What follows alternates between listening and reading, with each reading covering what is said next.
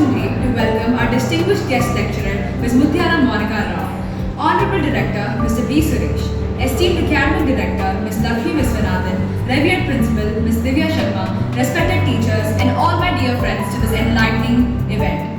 It is my privilege to introduce our honorable guest, Ms. Muthyala Mounica Rao. Madam is pursuing a PhD in Psychology from Osmania University. She is a gold medalist in Masters of Psychology. I now invite our distinguished guest, Ms. Muthyala Mounica Rao, to enlighten us with motivational words.